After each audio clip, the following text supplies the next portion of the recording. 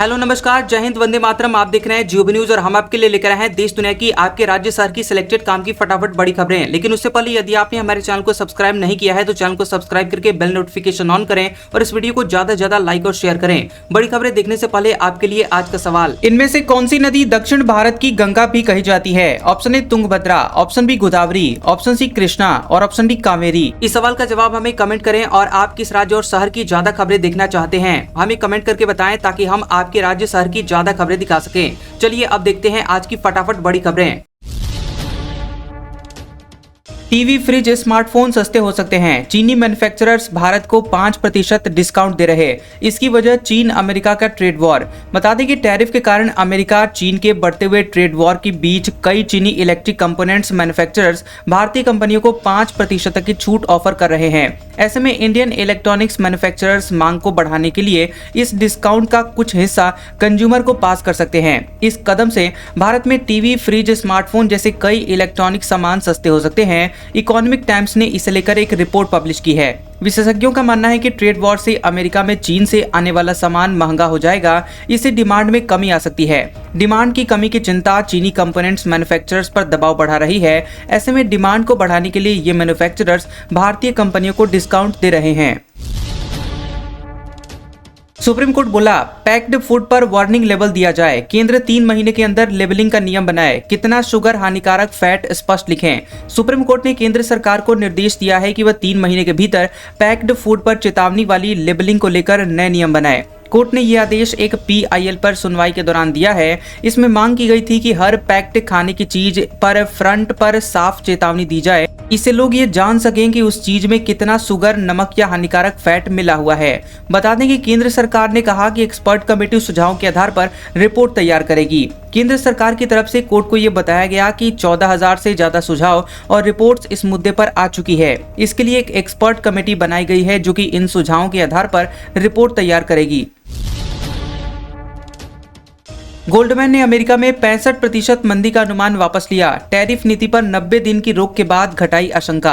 Recession के अब 45% chance. बता दें कि ट्रंप के नई टैरिफ नीति पर 90 दिन की रोक लगाने के बाद ग्लोबल इन्वेस्टमेंट फर्म गोल्डमैन सैक्स ने अमेरिका में मंदी का अनुमान घटा दिया है। 9 अप्रैल को गोल्डमैन ने अमेरिका में अगले 12 महीनों में मंदी आने की 65% संभावना जताई थी। लेकिन ट्रंप की घोषणा के कुछ ही घंटों के बाद यहाँ गोल्डमैन ने रिसेशन फोरकास्ट को वापस ले लिया है। रिसर्च फर्म का मानना है कि ट्रेड, टैरिफ वॉर और स्लो ग्रोथ के चलते मंदी आने की आशंका अभी भी 45% है। गोल्डमैन ने कहा कि पुराने टैरिफ अभी भी लागू हैं। इससे सेक्टर स्पेसिफिक टैरिफ 25% तक पहुंचने की आशंका है। फर्म ने 2025 में अमेरिकी इकोनॉमी की ग्रोथ रेट का अनुमान सिर्फ 0.5% रखा है।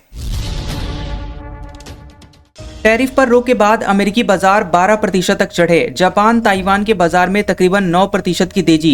गिफ्ट निफ्टी 700 अंक ऊपर। बता दें कि अमेरिकी बाजार 9 अप्रैल को 12% तक चढ़कर बंद हुए हैं। एशियाई बाजारों में भी 9% से ज्यादा की तेजी रही। वहीं भारतीय बाजार महावीर जयंती की छुट्टी की वजह से बंद है। वहीं बाजारों में आई इस तेजी की वजह राष्ट्रपति डोनाल्ड ट्रंप का वो फैसला है जिसमें उन्होंने चीन को छोड़कर अन्य सभी देशों पर रेसिप्रोकल टैरिफ को 90 दिनों के लिए टाल दिया है।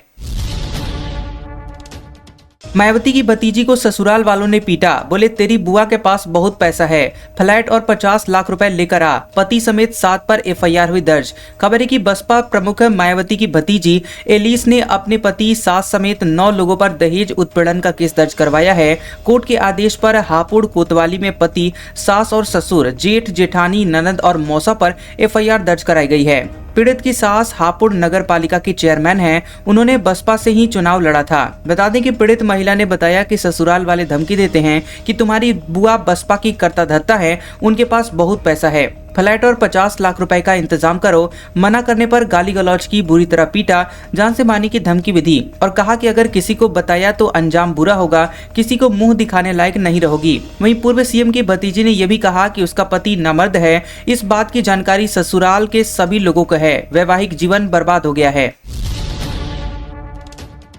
छात्रा से इलाहाबाद हाईकोर्ट बोला, दुष्कर्म के लिए तुम ही जिम्मेदार, मुसीबत को खुद ही बुलाया था, दुष्कर्म के आरोपी को जमानत दी। यदि पीड़ित के आरोपों को सही मान भी लिया जाए तो इस नतीजे पर पहुंचा जा सकता है कि उसने खुद ही मुसीबत को न्योता दिया था, वह दुष्कर्म के लिए खुद ही जिम्मेदार भी है। मेडिकल जांच में हाइमन टूटा पाया गया था, लेकिन डॉक्टर ने यौन हिंसा की बात नहीं की। ये टिप्पणी इलाहाबाद हाईकोर्ट के जस्टिस संजय कुमार सिंह ने की है। कोर्ट ने दुष्कर्म के आरोपी को जमानत देते हुए कहा कि सहमति से दोनों के बीच संबंध बना था। दुष्कर्म का ये मामला सितंबर 2024 का है। धनबाद में एनआईए की रेड, डायनामाइट, अमोनियम, 98 पेट जिलेटिन मिले। 9 घंटे तक चली छापेमारी, बंगाल तबाह करने की थी तैयारी, एक हुआ अरेस्ट। खबर है कि धनबाद में एनआईए की रेड में डायनामाइट, अमोनियम, 98 पेटी जिलेटिन मिले हैं और 9 घंटे तक ये छापेमारी चली। इसका इस्तेमाल बंगाल में सीरियल ब्लास्ट करने के लिए किया जा सकता था। ये सारे विस्फोटक एनआईए टीम को चिरकुंडा के डूमरकुंडा बाबू डंगाल स्थित अमरजीत के घर और दुकान के साथ कालू बथान ओपी क्षेत्र के बोरिया गांव में सुनसान स्थल पर बने पोल्ट्री फार्म से मिले हैं। एनआईए रेड की सूचना मिलते ही चिरकुंडा निवासी अमरजीत शर्मा उर्फ अमर रवानी फरार हो गया। टीम ने उसके भाई संजय रवानी को पकड़ा है। लाल किला और जामा मस्जिद में बम की झूठी अफवाह, सुरक्षा एजेंसियों को जांच में कुछ नहीं मिला। बता दें कि यहां दिल्ली पुलिस को लाल किला और जामा मस्जिद को बम से उड़ाने की धमकी वाला कॉल आया था और दिल्ली पुलिस के मुताबिक बम होने की खबर सुबह 9:03 पर मिली। इसके बाद टीमें तुरंत दोनों जगह पर पहुंच गई। चेकिंग के दौरान कुछ भी संदिग्ध नहीं मिला और कॉल को फर्जी मान लिया गया। केरल में पॉक्सो केसों की जांच अब स्पेशल पुलिस करेगी। 304 नए पदों के साथ डेडिकेटेड विंग बनाने की मंजूरी। 40 सब इंस्पेक्टर और 4 डीएसपी होंगे। खबर है कि केरल में बच्चों से यौन अपराध यानी कि पॉक्सो के मामले में जांच अब पुलिस की एक खास टीम करेगी। केरल सरकार की कैबिनेट ने इसके लिए एक डेडिकेटेड विंग बनाने की मंजूरी दी है। इस स्पेशल यूनिट में कुल 304 नए पद तैयार होंगे। इनमें 4 डिप्टी एसपी और 40 सब इंस्पेक्टर शामिल हैं। बता दें कि मुख्यमंत्री कार्यालय से मिली जानकारी के मुताबिक ये टीम सिर्फ पॉक्सो एक्ट के तहत दर्ज मामलों की जांच करेगी। सरकार का मकसद इन मामलों में तेजी से और सही जांच करना ताकि पीड़ितों को जल्दी न्याय मिल सके। मणिपुर में विवादित जगह पर सामुदायिक झंडा फहराने से तनाव, चुराचांदपुर में 2 जनजातियों के बीच विवाद बढ़ा। 17 अप्रैल तक कर्फ्यू। खबर है कि मणिपुर के चुराचांदपुर जिले में 2 जनजातियों के बीच हुए विवाद की वजह से 17 अप्रैल तक कर्फ्यू लगाया गया है। जोमी और हमार जनजाति के बीच विवादित जगह पर अपने अपने समुदाय के झंडे फहराने को लेकर तनाव पैदा हो गया। यह विवादित जगह वी मुनहोई और रिंगकाई गाँव के बीच है। पश्चिम बंगाल में नौकरी गंवाने वाले शिक्षक भूख हड़ताल पर, पुलिस पर लाठीचार्ज और लात घूंसों से पीटने का आरोप, सरकार के खिलाफ प्रदर्शन जारी। पश्चिम बंगाल में शिक्षक भर्ती घोटाले में नौकरी गंवा चुके टीचर्स और नॉन टीचिंग स्टाफ ने उनके खिलाफ पुलिस कार्रवाई के विरोध में भूख हड़ताल करने का ऐलान किया। वहीं बता दें कि टीचर्स बुधवार की रात से ही पश्चिम बंगाल स्कूल सर्विस कमीशन के कार्यालय के बाहर प्रदर्शन कर रहे हैं। इससे पहले टीचर्स ने डिस्ट्रिक्ट इंस्पेक्टर DI के कार्यालय के बाहर प्रदर्शन किया था, जहाँ पर प्रदर्शनकारियों ने पुलिस पर लाठीचार्ज और लात घूंसों से पीटने का आरोप लगाया था। उधर लोकसभा में नेता प्रतिपक्ष राहुल गांधी ने 8 अप्रैल को 25,753 टीचर्स और नॉन टीचिंग स्टाफ की नियुक्ति रद्द करने के मामले में राष्ट्रपति द्रौपदी मुर्मू को चिट्ठी लिखी। इसमें उन्होंने राष्ट्रपति से मांग की है कि जो लोग निर्दोष हैं उन्हें नौकरी में बने रहने देना चाहिए। दिल्ली सीएम बोली, मोदी संत हैं, देश सेवा को पूजा मानते हैं, शाह जो कहते हैं वही करते हैं, उनके जैसा बनना चाहती हूं। दिल्ली की मुख्यमंत्री रेखा गुप्ता ने कहा कि प्रधानमंत्री नरेंद्र मोदी एक संत हैं और गृह मंत्री अमित शाह का व्यक्तित्व साहसी है, मैं उनके जैसा बनना चाहती हूं। न्यूज एजेंसी PTI को दिए गए इंटरव्यू में सीएम ने कहा कि मैं मोदी जी को संत मानती हूं। कुछ संत भगवान की सेवा में समर्पित हो जाते हैं, मोदी जी देश सेवा को ही अपनी पूजा मानते हैं। हमारी पार्टी में ऐसे कई लोग हैं जिन्होंने अपने अपने तरीके से देश सेवा के लिए अपना जीवन समर्पित किया है। नितिन गडकरी और अमित शाह भी उनमें से एक हैं। उन्होंने कहा कि शाह में कठिन फैसले लेने और लागू करने की क्षमता है, फिर चाहे वे कितने ही मुश्किल हों। उन्होंने देश के लिए कई बड़े फैसले बिना किसी हिचकिचाहट के लिए हैं। मैं अमित शाह जी की तरह बनना चाहती हूँ। उनमें निर्णय लेने की क्षमता है और वे वही करते हैं जो वे कहते हैं। बंगाल में नए वक्फ कानून पर हिंसा, 22 गिरफ्तार। देश भर में पर्सनल लॉ बोर्ड का प्रदर्शन, सुप्रीम कोर्ट में 16 अप्रैल को सुनवाई। बता दें कि वक्फ संशोधन कानून के विरोध में पश्चिम बंगाल के मुर्शिदाबाद में 8 अप्रैल को हिंसा के मामले में पुलिस ने 22 लोगों को गिरफ्तार किया है। इनमें से 8 आरोपियों को आगे की जांच के लिए पुलिस हिरासत में भेजा गया है। जंगीपुर में पुलिस अधीक्षक एसपी आनंद रॉय ने कहा कि हिंसा को लेकर पुलिस ने अपने आप संज्ञान लेते हुए मामला दर्ज किया है। उन्होंने इलाके का दौरा किया और स्थिति का जायजा भी लिया। दरअसल प्रदर्शनकारियों ने 8 अप्रैल को वक्फ कानून के विरोध में कई वाहनों को आग लगा दी थी, जिसमें पुलिस की गाड़ियां भी शामिल थी। झड़प में प्रदर्शनकारियों ने पथराव भी किया था, जिससे कई पुलिसकर्मी घायल हो गए थे। एमएनएस अध्यक्ष राज ठाकरे की बैंक एसोसिएशन को चिट्ठी लिखा, मराठी में काम करने का निर्देश दें वरना हालात बिगड़ने पर बैंक जिम्मेदार होंगे। महाराष्ट्र नवनिर्माण सेना एमएनएस अध्यक्ष राज ठाकरे ने शीर्ष बैंक निकाय इंडियन बैंक्स एसोसिएशन को चिट्ठी लिखकर कहा है कि वह बैंकों को मराठी में काम करने के निर्देश दें। ऐसा न करने पर उनकी पार्टी अपना आंदोलन तेज करेगी। एमएनएस नेताओं ने 9 अप्रैल को आईबीए अधिकारियों को ये चिट्ठी सौंपी है। ठाकरे ने यह भी लिखा है कि अगर बैंक अपनी सेवाओं में 3 भाषा फॉर्मूले अंग्रेजी, हिंदी और स्थानीय भाषा यानी कि मराठी का पालन नहीं करते तो हालात बिगड़ने पर बैंक खुद ही इसके जिम्मेदार होंगे। चिट्ठी में कहा गया है कि भारतीय रिजर्व बैंक ने सरकारी और निजी बैंकों में स्थानीय भाषाओं के इस्तेमाल को लेकर सर्कुलर जारी किया है। इससे पहले ठाकरे ने 5 अप्रैल को पार्टी कार्यकर्ताओं से मराठी के इस्तेमाल को बढ़ावा देने के लिए आंदोलन को फिलहाल रोकने के लिए कहा था। ठाकरे ने 30 मार्च को गुड़ी पड़वा रैली में मराठी को अनिवार्य बनाने की मांगी थी। उन्होंने चेतावनी दी थी कि जो लोग जानबूझकर मराठी नहीं बोलते उन्हें थप्पड़ मारा जाएगा।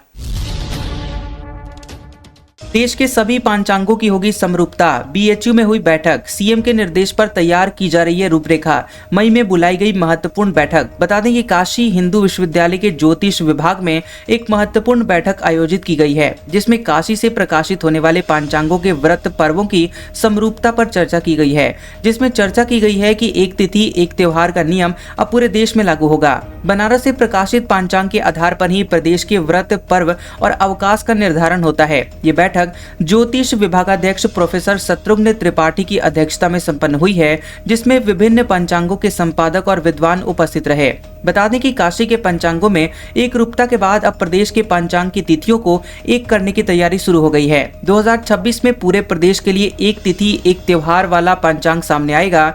नव संवत्सर पर इसे आम जनता के लिए लोकार्पित किया जाएगा। इसे प्रदेश के व्रत पर्व तिथि और त्योहारों के बीच होने वाला भेद भी दूर हो जाएगा। विनय पांडे ने कहा कि प्रदेश का पंचांग तैयार करने के लिए काशी के विद्वानों के साथ ही प्रदेश के प्रमुख पंचांगकारों की टीम बनाई गई है और अगले वित्त वर्ष की काल गणना तिथि पर्व का सटीक निर्धारण करने के लिए एक तिथि का त्योहार और एक पंचांग के सूत्र पर इसे तैयार किया जाएगा। लखनऊ में रोज अस्पताल पहुंच रहे हैं डायरिया के 150 मरीज। पेट दर्द, अपच, खट्टी डकार के मरीज भी बढ़े। एक्सपर्ट बोले गर्मी में खान पान को लेकर सतर्क रहें। लखनऊ में डायरिया के मरीजों की संख्या लगातार बढ़ रही है। सरकारी अस्पतालों में रोजाना तकरीबन 50 नए मरीज भर्ती हो रहे हैं। ये मरीज अलग अलग इलाकों से आ रहे हैं। बेहद गंभीर मरीजों को भर्ती किया जा रहा है, जबकि सामान्य मरीजों को दवा देकर घर भेजा जा रहा है। डॉक्टरों का कहना है कि डायरिया के साथ अपच और फूड पॉइजनिंग जैसी समस्याएं मरीजों की परेशानियां बढ़ा रही हैं। राजस्थान में 9,617 पदों पर निकली पुलिस कांस्टेबल की भर्ती। 28 अप्रैल से 17 मई तक कर सकते हैं अप्लाई। रिटर्न फिजिकल के आधार पर होगा सिलेक्शन। बता दें कि राजस्थान सरकार ने 9,617 पदों पर पुलिस कांस्टेबल की भर्ती निकाली है, जिसके लिए 12वीं पास कर चुके अभ्यर्थी राजस्थान पुलिस की ऑफिशियल वेबसाइट police.rajasthan.gov.in पर जाकर 28 अप्रैल से 17 मई तक ऑनलाइन अप्लाई कर सकते हैं। इसके बाद रिटर्न और फिजिकल के आधार पर अभ्यर्थी का सिलेक्शन किया जाएगा, जिसे डॉक्यूमेंट वेरिफिकेशन के बाद पोस्टिंग दी जाएगी। बता दें कि दरअसल बजट घोषणा में सरकार ने पुलिस कांस्टेबल के पदों पर भर्ती का ऐलान किया था। इसके बाद जिलेवार पुलिस कांस्टेबल के खाली पद चल रहे थे, उनकी रिपोर्ट मांगी गई थी। अब सरकार ने रिक्त पदों के आधार पर ही प्रदेश भर में 9,617 पदों पर भर्ती करने का फैसला किया है, जिसके तहत जिला यूनिट के साथ ही बटालियन में सामान्य कांस्टेबल, ड्राइवर, बैंड ऑपरेटर के पदों पर भी भर्तियां निकाली जाएंगी। डिप्टी सीएम बोले पारिवारिक विवाद में हुई हत्या अपराध नहीं। कहा आरजेडी की सरकार नहीं जो सीएम हाउस से चलेगी। अपराधी हथियार दिखाएगा तो पुलिस ठोकेगी। पटना में डिप्टी सीएम सम्राट चौधरी ने कहा कि अगर कोई हत्या की पारिवारिक रंजिश से जुड़ी हुई है तो ये पारिवारिक मामला है, अपराध नहीं। उप मुख्यमंत्री ने पत्रकारों के सवाल के जवाब में ये बातें कही हैं। दरअसल खगड़िया में जदयू के विधायक के भांजे की हत्या को लेकर उनसे सवाल किया गया था, जिस पर डिप्टी सीएम ने कहा कि यही तो मूर्खता है। किसी के पारिवारिक झगड़े में कोई हत्या हुई है तो ये पारिवारिक हत्या है, परिवार का इशू है।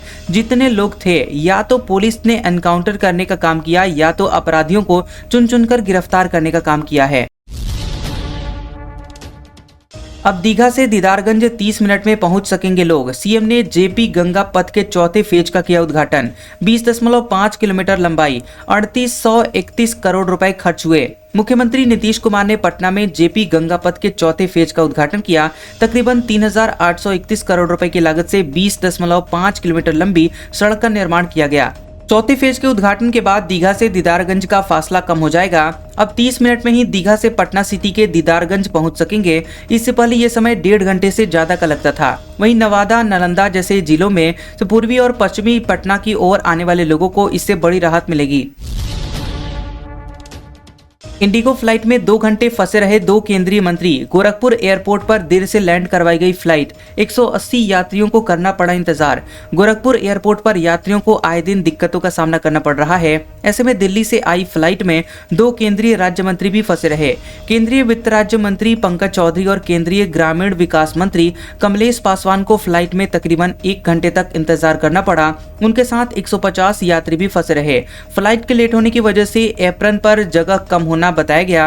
वहीं एप्रन एयरपोर्ट का वो एरिया होता है जहां पर विमान पार्क किए जाते हैं, उतारे या फिर लोड किए जाते हैं। इसी एरिया में वाहन में फ्यूल भी भरा जाता है और उनका रख रखाव किया जाता है। जेलेंस्की का दावा, रूस के लिए चीनी जंग लड़ रहे हैं। यूक्रेन में 155 की पहचान हुई, 2 गिरफ्तार। वीडियो भी जारी किया गया। बता दें कि यूक्रेन के राष्ट्रपति व्लादिमीर जेलेंस्की ने दावा किया है कि उनकी खुफिया एजेंसी ने 155 चीनी नागरिकों की पहचान की है जो कि रूस की तरफ से जंग लड़ रहे हैं। ये संख्या ज्यादा भी हो सकती है। उन्होंने कहा कि पहचान में आए सभी लोगों के नाम और पासपोर्ट की जानकारी उनके पास है। जेलेंस्की ने कहा कि रूस सोशल मीडिया के जरिए चीनी नागरिकों की भर्ती कर रहा है। वहीं चीन को इस बात की जानकारी है। उन्होंने कहा है कि यूक्रेन ये जानने की कोशिश कर रहा है कि भर्ती करने वालों को बीजिंग की तरफ से निर्देश मिल रहे हैं या नहीं। रूस में देशद्रोह की सजा काट रही अमेरिकी महिला हुई रिहा। यूक्रेन को $50 चंदा देने पर 12 साल की सजा मिली थी। बता दें कि रूस ने देशद्रोह के आरोप में 12 साल की सजा काट रही रूसी अमेरिकी नागरिक कसेनिया कैरोलिना को रिहा कर दिया गया है। कसेनिया पर यूक्रेन की मदद के लिए $50 का चंदा देने का आरोप था। उन्हें पिछले साल रूस में गिरफ्तार कर सजा सुनाई गई थी। वहीं कसेनिया के बदले अमेरिका ने जर्मन रूसी नागरिक और कथित तस्कर आर्थर पेत्रोव को छोड़ा है, जो कि अमेरिका में सैन्य उपकरणों की तस्करी और मनी लॉन्ड्रिंग जैसे आरोपों में बंद था। पेत्रोव पर अमेरिका में बनी माइक्रो इलेक्ट्रॉनिक्स को रूस में तस्करी करने का आरोप है। इनका इस्तेमाल रूसी सेना के लिए हथियार बनाने में होता था। 7 दिन में ही बैकफुट पर ट्रंप, 90 दिनों के लिए टैरिफ रोका। चीन पर बढ़ाकर 125% किया। अमेरिकी राष्ट्रपति डोनाल्ड ट्रंप ने 75 से ज्यादा देशों पर जैसे को तैसा यानी कि रेसिप्रोकल टैरिफ 90 दिनों के लिए टाल दिया है। ये उनके फैसले के साथ ही लागू हो गया है। हालांकि उन्होंने चीन को इस छूट में शामिल नहीं किया है, बल्कि उस पर लगे हुए टैरिफ को 104% से बढ़ाकर 125% कर दिया गया है। ट्रंप ने ये कार्रवाई चीन की तरफ से लगाए गए जवाबी 84% टैरिफ के बाद की है। बता दें कि चीन पर 125% टैरिफ लगाने का आसान भाषा में मतलब ये है कि चीन में बना हुआ $100 का कोई सामान अमेरिका में जाकर $225 का हो जाएगा। अमेरिका में चीनी सामानों के महंगे होने से उसकी बिक्री कम हो जाएगी, जिससे चीन को घाटा होगा। आज का सुविचार, जिंदगी में कामयाबी हाथों की लकीरों से नहीं, मेहनत के पसीने से मिलती है। कैसा लगा ये वीडियो हमें कमेंट सेक्शन में जरूर बताएं। वीडियो पसंद आया हो तो वीडियो को लाइक और शेयर करें और ऐसी इंटरेस्टिंग वीडियोस देखने के लिए हमारे चैनल जियोबी न्यूज को सब्सक्राइब करें और बेल आइकॉन को दबाएं। और हमारे ओल्ड और लेटेस्ट वीडियोस देखने के लिए हमारे प्लेलिस्ट और कम्युनिटी टैब को जरूर चेक करें। तो मिलते हैं अगले वीडियो में, तब तक के लिए आपका शुक्रिया।